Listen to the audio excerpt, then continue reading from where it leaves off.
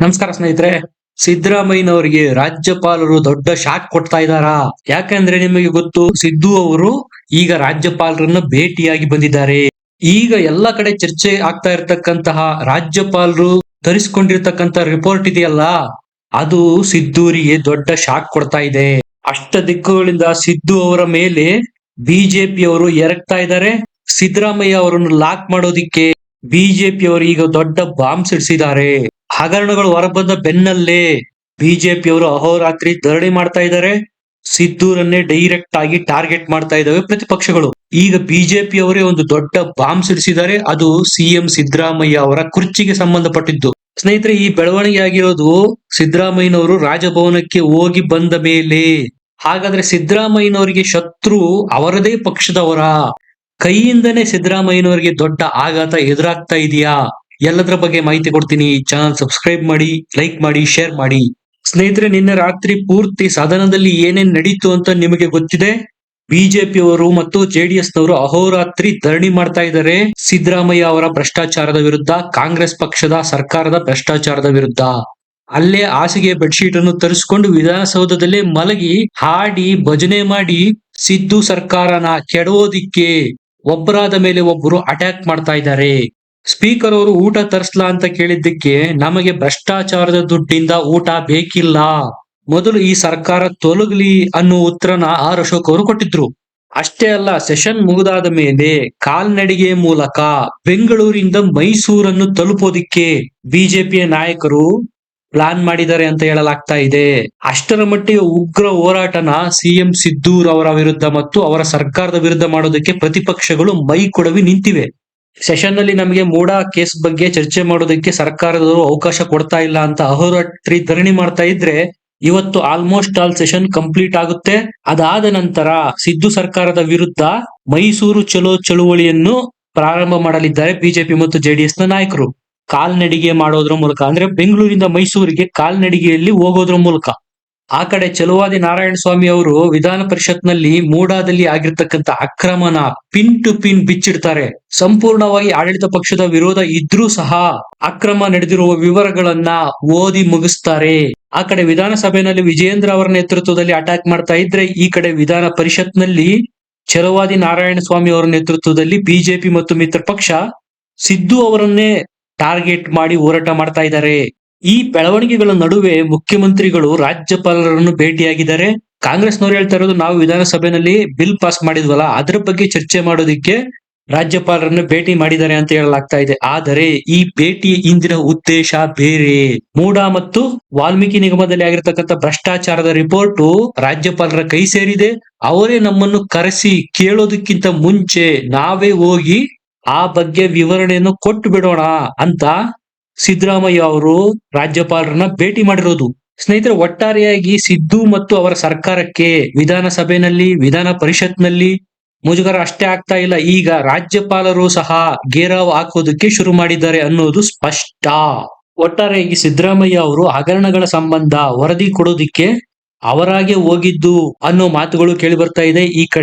ಈ ಕಡೆ ರಾಜ್ಯಪಾಲರು ಸರ್ಕಾರದ ಮುಖ್ಯ ಕಾರ್ಯದರ್ಶಿಗಳಿಗೆ ವರದಿ ಕೊಡಿ ಅಂತ ಕೇಳಿದ್ರು. ಮುಜುಗರ ತಪ್ಪಿಸಿಕೊಳ್ಳೋದಿಕ್ಕೆ ಸಿದ್ದು ಅವರೇ ರಾಜ್ಯಪಾಲರನ್ನು ಖುದ್ದು ಭೇಟಿ ಮಾಡಿ ವಿವರಣೆ ಕೊಟ್ಟಿದ್ದಾರೆ ಅಂತಾನು ಹೇಳಲಾಗ್ತಾ ಇದೆ. ಈ ಕಡೆ ಬಿಜೆಪಿಯಿಂದ ದೊಡ್ಡ ಬಾಂಬ್ ಸುರಿದಿದೆ. ಸಿದ್ದು ಅವರನ್ನು ಲಾಕ್ ಮಾಡೋದಕ್ಕೆ ಅವರದ್ದೇ ಪಕ್ಷದ ನಾಯಕರು ನಮಗೆ ಸಪೋರ್ಟ್ ಮಾಡ್ತಾ ಇದ್ದಾರೆ. ಇದನ್ನ ಹೇಳಿರೋರು ಬೇರೆ ಯಾರು ಅಲ್ಲ, ಬಿಜೆಪಿ ರಾಜ್ಯಾಧ್ಯಕ್ಷ BY ವಿಜಯೇಂದ್ರ ಅವರು. ಕಾಂಗ್ರೆಸ್ನ ಮುಖ್ಯಮಂತ್ರಿ ಸಿದ್ದರಾಮಯ್ಯ ಅವರನ್ನು ಲಾಕ್ ಮಾಡೋದಕ್ಕೆ ದೊಡ್ಡ ಪ್ಲಾನ್ ಮಾಡಿದ್ದಾರೆ, ಸಂಚು ಮಾಡಿದ್ದಾರೆ. ಅದಕ್ಕೆ ಬೇಕಾಗಿರತಕ್ಕಂತ ಸಪೋರ್ಟ್ ನ ನಮಗೆ ಕಾಂಗ್ರೆಸ್ನವರೇ ಕೊಡ್ತಾ ಇದ್ದಾರೆ. ಸ್ನೇಹಿತರೆ, ಇದಕ್ಕೆ ಪುಷ್ಟೀಕರಿಸುವಂತೆ ಮೊನ್ನೆ ನಡೆದಂತಹ ಶಾಸಕಾಂಗ ಸಭೆಯಲ್ಲಿ ಕಾಂಗ್ರೆಸ್ನ CLP ಸಭೆಯಲ್ಲಿ, ಅದು ರ್ಯಾಡಿಸನ್ ಬ್ಲೂ ಹೋಟೆಲ್ ನಲ್ಲಿ ನಡೀತು. ಅಲ್ಲಿ ಮಾತನಾಡಿದಂತ ಸಿದ್ದರಾಮಯ್ಯ ಅವರು ಕಾಂಗ್ರೆಸ್ನ ಶಾಸಕರು ಮತ್ತು ಸಚಿವರ ವಿರುದ್ಧ ಹರಿಹಾಯ್ದಿದ್ದಾರೆ. ನಾನು ವಿಧಾನಸಭೆ ಮತ್ತು ವಿಧಾನ ಪರಿಷತ್ತಲ್ಲಿ ಒಬ್ಬಂಟಿ ಹೋರಾಟ ಕೊಡ್ತಾ ಇದ್ದೀನಿ, ಮುಡಾ ಕೇಸ್ ನಲ್ಲಿ ನೀವ್ಯಾರೂ ನನಗೆ ಸಪೋರ್ಟ್ ಮಾಡ್ತಾ ಇಲ್ಲ. ಇದು ಸಿದ್ದರಾಮಯ್ಯನವರು ಸ್ವತಃ ತಮ್ಮ ಪಕ್ಷದ ಶಾಸಕರು ಮತ್ತು ಸಚಿವರ ವಿರುದ್ಧ ಅಸಮಾಧಾನ ಹೊರಹಾಕಿರೋದು. ಒಂದರ್ಥದಲ್ಲಿ ಈಗ ಕಾಂಗ್ರೆಸ್ನಲ್ಲೇ ಸಿದ್ದರಾಮಯ್ಯ ಅವರನ್ನು ಸಮರ್ಥಿಸಿಕೊಳ್ಳುವುದಕ್ಕೂ ಆಗದೆ, ಅವರ ವಿರೋಧ ಮಾಡೋದಕ್ಕೂ ಆಗದೆ, ಅಡಕತ್ತಿನಲ್ಲಿ ಸಿಲುಕಿ ಹಾಕಿಕೊಂಡಿರುವ ಪರಿಸ್ಥಿತಿ ಕಾಂಗ್ರೆಸ್ನ ಶಾಸಕರು ಮತ್ತು ಸಚಿವರದ್ದಾಗಿದೆ. ಈಗ ವಿಜೇಂದ್ರ ಅವರು ಹೇಳಿರೋ ಮಾತನ್ನ ಅಂದ್ರೆ ಕಾಂಗ್ರೆಸ್ನವರೇ ಸಿದ್ದು ಅವರನ್ನು ಲಾಕ್ ಮಾಡೋದಕ್ಕೆ ಪ್ರಯತ್ನ ಮಾಡ್ತಾ ಇದ್ದಾರೆ ಅನ್ನೋದನ್ನ ಈ ಹಿಂದೆ ಕುಮಾರಸ್ವಾಮಿ ಅವರು ಸಹ ಆರೋಪ ಮಾಡಿದ್ರು. ಮಹಾನಾಯಕನ ಕೈವಾಡ ಇದೆ ಅಂತೇಳಿ ಸಿಎಂ ಕುರ್ಚಿ ಮೇಲೆ ಟವಲ್ ಹಾಸಿರೋರ ಕಡೆಯಿಂದನೇ ಸಿದ್ದೂರನ್ನು ಸಿಲುಕಿಸೋದಕ್ಕೆ ಮೂಡ ಹಗರಣ ಬಯಲಿಗೆ ಬಂದಿದೆ ಅಂತೇಳಿ ಕುಮಾರಸ್ವಾಮಿ ಅವರು ಈ ಹಿಂದೆನೆ ಇಂಡೈರೆಕ್ಟ್ ಆಗಿ ಡಿ.ಕೆ. ಶಿವಕುಮಾರ್ ಅವರ ವಿರುದ್ಧ ಬೊಟ್ಟು ಮಾಡಿ ತೋರಿಸಿದ್ರು. ಈಗ ವಿಜೇಂದ್ರ ಅವರು ಸಹ ಅದನ್ನೇ ಹೇಳ್ತಾ ಇರೋದು. ವಿರೋಧ ಪಕ್ಷದವರು ಮಾಡೋ ಆರೋಪ ಏನಪ್ಪಾ ಅಂದ್ರೆ ಹಗರಣನ ಸಿದ್ದು ಅವ್ರು ಹೇಳ್ತಾರೆ ನಾವು ಮಾಡಿಲ್ಲ, ನಮ್ಮ ಸರ್ಕಾರ ಮಾಡಿಲ್ಲ ಅಂತ. ಅಧಿಕಾರಿಗಳ ಮಟ್ಟದಲ್ಲಿ ಈ ಹಗರಣ ಆಗಿರೋದು ಅಂತ. ಆದ್ರೆ ಅಧಿಕಾರಿಗಳು ಬರೋದು ಯಾರ ಅಂಡರ್ ಅಲ್ಲಿ? ಸರ್ಕಾರದ ಅಂಡರ್ ಅಲ್ಲೇ ತಾನೆ. ಅದು ಬಿಡೋಣ, ಸಚಿವ ನಾಗೇಂದ್ರ ಅವರ ರಾಜೀನಾಮೆ ಪಡೆದಿದ್ಯಾಕೆ? ಹಗರಣ ಅವ್ರು ಮಾಡಿಲ್ಲ ಅಂದ್ಮೇಲೆ ಅವ್ರು ರಾಜೀನಾಮೆ ಕೊಟ್ಟಿದ್ಯಾಕೆ? ದದ್ದಲ್ ಅವರಿಗೆ ನೋಟಿಸ್ ಕೊಟ್ಟಿದ್ಯಾಕೆ ಇಡಿ ಅವರೇ ಬಹಿರಂಗವಾಗಿ ಪ್ರೆಸ್ ನೋಟ್ ರಿಲೀಸ್ ಮಾಡಿ ಹೇಳಿದ್ದಾರೆ, ವಾಲ್ಮೀಕಿನಲ್ಲಿ ಆಗಿರ್ತಕ್ಕಂಥ ಹಗರಣದ ಬಹುಪಾಲು ದುಡ್ಡಿನಿಂದ ಮದ್ಯ ಖರೀದಿ ಮಾಡಲಾಗಿದೆ, ಐಷಾರಾಮಿ ಕಾರು ಖರೀದಿ ಮಾಡಲಾಗಿದೆ ಅಂತ. ಇದಕ್ಕೆ ಸಿದ್ದರಾಮಯ್ಯನವರ ಉತ್ತರ ಏನು? ಈ ಎಲ್ಲ ಪ್ರಶ್ನೆಗಳನ್ನ ಈಗ ಪ್ರತಿಪಕ್ಷ ಬಿಜೆಪಿ ಮತ್ತು ಜೆಡಿಎಸ್ ನವರು ಕೇಳ್ತಾ ಇರೋದು. ಅವರ ವಾದ ಒಂದೇ, ಈ ಎಲ್ಲ ವಿಚಾರಗಳ ಸಂಬಂಧಪಟ್ಟಂತೆ ನಿಲುವಳಿ ಸೂಚನೆ ಮಂಡನೆ ಆಗಬೇಕು, ಸದನದಲ್ಲಿ ಸ್ಪಷ್ಟವಾಗಿ ಇದರ ಬಗ್ಗೆ ಚರ್ಚೆ ಆಗಬೇಕು. ಇದನ್ನ ಸರ್ಕಾರ ನಿರಾಕರಿಸಿತ್ತು. ಹಾಗಾಗಿ ಬಿಜೆಪಿಯವರು ಅಹೋರಾತ್ರಿ ಧರಣಿ ಮಾಡ್ತಾ ಇದ್ದಾರೆ ವಿಧಾನಸಭೆಯಲ್ಲಿ. ಸ್ನೇಹಿತರೆ, ಸಿದ್ದರಾಮಯ್ಯ ಅವರ ಸರ್ಕಾರಕ್ಕೆ ಮುಖಭಂಗದ ಮೇಲೆ ಮುಖಭಂಗ ಆಗ್ತಾ ಇರೋದಂತೂ ಸ್ಪಷ್ಟವಾಗಿ ಕಾಣುತ್ತೆ. ಇಡಿ ಅಧಿಕಾರಿಗಳ ವಿರುದ್ಧನೇ FIR ಹಾಕಿದ್ರು. ಅದು ಯಾರಿಂದ? ಆರೋಪ ಹೊತ್ತಿರ್ತಕ್ಕಂತಹ ಆರೋಪಿ ಕಲ್ಲೇಶ್ ಅವರಿಂದನೇ. ಕಲ್ಲೇಶ್ ಅನ್ನೋರಾದ್ರೂ ಯಾರು? ಅದೇ ಸಿದ್ದರಾಮಯ್ಯ ಸರ್ಕಾರ ಅಮಾನತ್ತು ಮಾಡಿದ್ದಂತ ವ್ಯಕ್ತಿ ಆತ ದೂರು ಕೊಟ್ಟ ಅನ್ನೋ ಕಾರಣಕ್ಕೆ ಇಡಿ ಅಧಿಕಾರಿಗಳ ಮೇಲೆ FIR ಹಾಕಿತ್ತು ಸರ್ಕಾರ. ಇದಕ್ಕೆ ಹೈಕೋರ್ಟ್ ತಡೆಯಾಜ್ಞೆ ಕೊಟ್ಟಿತ್ತು. ಇಲ್ಲೂ ಸಹ ಸರ್ಕಾರಕ್ಕೆ ತೀವ್ರ ಮುಖಭಂಗ ಆಗಿತ್ತು. ಈಗ ರಾಜಭವನದಿಂದ ರಾಜ್ಯಪಾಲರು ಸಹ ಚಾಟಿ ಬೀಸ್ತಾ ಇದ್ದಾರ. ಅನುಮಾನ ಯಾಕೆ ಮೂಡುತ್ತಪ್ಪ ಅಂದ್ರೆ ಸಿದ್ದೂರ್ ಅವರು ದಿಢೀರ್ ಅಂತೇಳಿ ರಾಜಭವನಕ್ಕೆ ಭೇಟಿ ನೀಡಿರೋದು.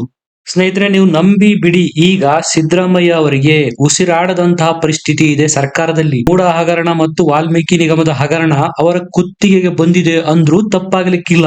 ಕಾಂಗ್ರೆಸ್ನವರೇ ಈಗ ಆಲ್ರೆಡಿ ಹೇಳ್ಬಿಟ್ಟಿದ್ದಾರೆ, ಹೇಮಂತ್ ಸೊರೇನ್ ಮತ್ತು ದೆಹಲಿಯ ಅರವಿಂದ್ ಕೇಜ್ರಿವಾಲ್ ಅವರ ಮಾದರಿನಲ್ಲೇ ಬಿಜೆಪಿಯವರು ಸಿದ್ದೂರನ್ನು ಸಹ ಬಂಧನ ಮಾಡೋದಿಕ್ಕೆ ತಯಾರಿ ಮಾಡ್ತಾ ಇದ್ದಾರೆ ಅಂತ. ಇದರ ಅರ್ಥ ಮುಂದಿನ ದಿನ ಸಿದ್ದರಾಮಯ್ಯ ಅವರಿಗೆ ಸಂಕಷ್ಟ ಸಿಬಿಐನಿಂದ ಮತ್ತು ಇಡಿಯಿಂದ ತಪ್ಪಿದ್ದಲ್ಲ.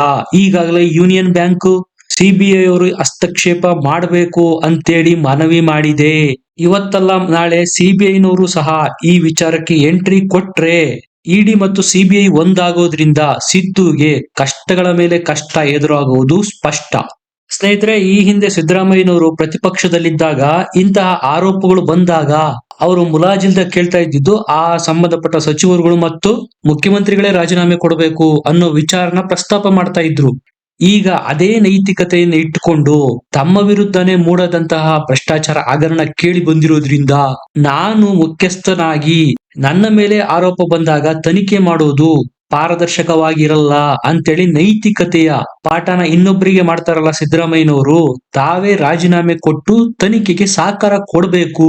ಇಲ್ಲವಾದರೆ ಸದನದ ಒಳಗೆ ಹೊರಗೆ ಪ್ರತಿಭಟನೆಗಳನ್ನು ಪ್ರತಿಪಕ್ಷ ಮಾಡುತ್ತೆ ಅನ್ನೋ ಎಚ್ಚರಿಕೆಯನ್ನು ಸಹ ಬಿಜೆಪಿ ಮತ್ತು ಜೆಡಿಎಸ್ ನವರು ಕೊಟ್ಟಿದ್ದಾರೆ.